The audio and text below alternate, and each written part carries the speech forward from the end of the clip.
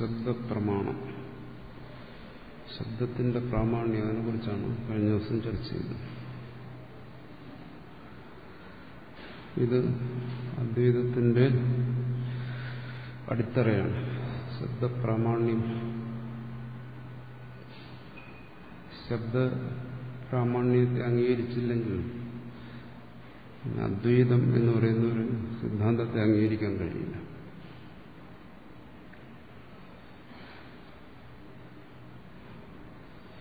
സാധാരണ നമ്മൾ സാധാരണ ചിന്താഗതി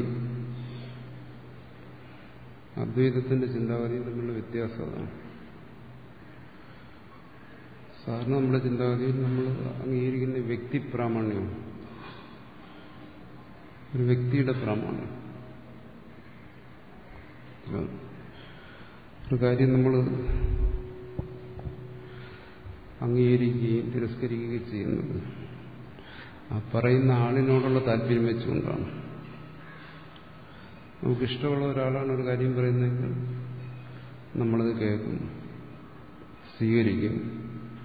അത് മുഖ്യമാണ്. മുൻവിധിയില്ലാതെ പറയുന്ന വിഷയത്തെക്കുറിച്ച് പുനരാലോചനയില്ലാതെ നമ്മളതങ്ങ് സ്വീകരിക്കും. ആ പറയുന്ന ആളിനെ നമുക്ക് ഇഷ്ടപ്പെടണം.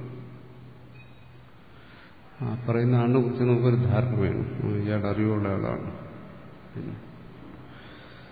അതിനപ്പുറം നമ്മൾ ചിന്തിക്കാറില്ല. അത് വ്യക്തിപ്രമാണ്.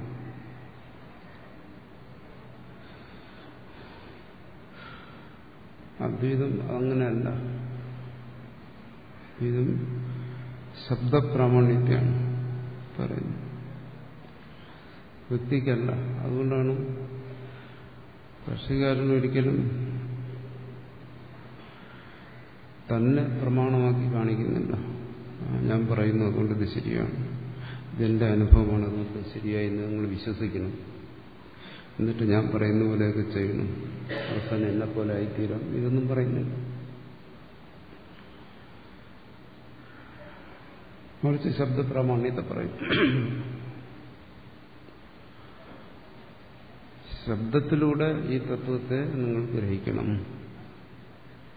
വ്യക്തിയെ നോക്കേണ്ട കാര്യമില്ല.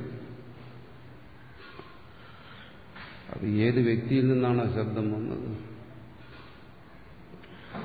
അത് നോക്കേണ്ട കാര്യമില്ല. അതിന്റെ പിന്നിലൊരു വ്യക്തിയില്ല. ശരി, അതുകൊണ്ടല്ലേ പറയുന്നു ശ്രുതി അനാദിയാണ്. നമുക്കറിയാം ഇതാരെങ്കിലും പറഞ്ഞതായിരിക്കും, പക്ഷെ അതിന് യാതൊരു പ്രാധാന്യവുമില്ല. ആര് പറഞ്ഞു, എന്ന് പറഞ്ഞു,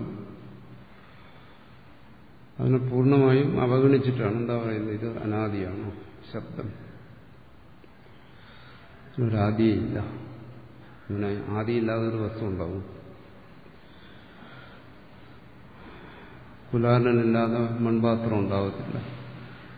അപ്പോൾ ഉണ്ടാക്കാൻ ഒരാൾ വേണം. ശരി, അങ്ങനെയാണെങ്കിൽ ഈശ്വരന് ഇതെല്ലാം സൃഷ്ടിച്ച ഈശ്വരനല്ലേ, അതുകൊണ്ട് ഇത് ഈശ്വരന്റെ സൃഷ്ടിയെന്ന് സ്വീകരിച്ചുള്ളൂ. എന്നാലും അവിടെ ഒരു വ്യക്തിയുടെ ആവശ്യമില്ല.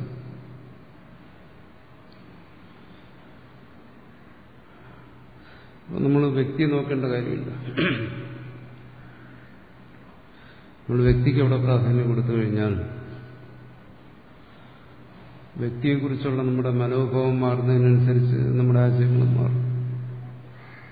വ്യക്തി നല്ലതാണെങ്കിൽ പറഞ്ഞതെല്ലാം നല്ലത്, വ്യക്തി മോശമാണെങ്കിൽ പറഞ്ഞതെല്ലാം മോശം. നമുക്കിഷ്ടമില്ലാത്ത വ്യക്തിയാണ് പറയുന്നതെങ്കിൽ നമ്മളത് കേൾക്കാൻ കൂടി തയ്യാറാവത്തില്ല. ആദ്യം നമുക്ക് വ്യക്തിയെക്കുറിച്ചൊരു മുൻവിധി വരും. ഇവിടെ തിരക്കിടില്ല, അറിവുള്ളവരാണ്, എന്നാൽ നമുക്ക് കേൾക്കാം. എത്ര നല്ല കാര്യം പറഞ്ഞാലും ശരി, പറയുന്ന ആളിനോട് ഇഷ്ടമില്ലെങ്കിൽ അയാൾ കേൾക്കാൻ താല്പര്യപ്പെടത്തില്ല. അയാൾക്കിതൊക്കെ പറയാനെന്താ യോഗ്യത എന്ന് ചിന്തിക്കും. അതുകൊണ്ടിത്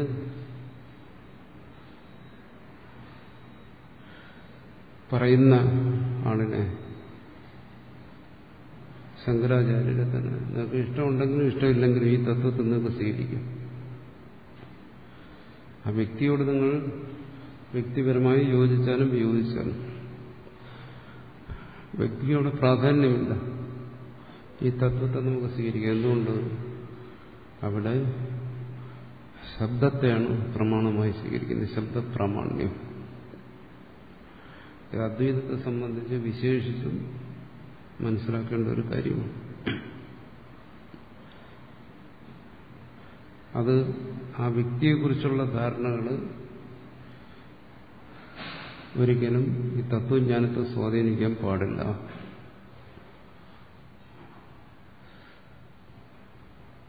തത്വജ്ഞാനം ഇത് ഇവിടെ ചർച്ച ചെയ്യുന്ന പ്രമേയ യഥാർത്ഥ ജ്ഞാനത്തെക്കുറിച്ചാണ്, ഭ്രമത്തെക്കുറിച്ചല്ല. ഭ്രമാത്മകമായ കാര്യങ്ങൾ നമുക്ക് വ്യക്തിയെ ചിലപ്പോൾ സ്വീകരിക്കേണ്ടി വരും. വ്യക്തിയെ സംബന്ധിച്ചുള്ള ഇഷ്ടാനിഷ്ടങ്ങളെല്ലാം നമ്മുടെ ഭ്രമത്തെ സ്വാധീനിക്കും. തത്വജ്ഞാനത്തിൽ അതിന് ഒന്നുമില്ല.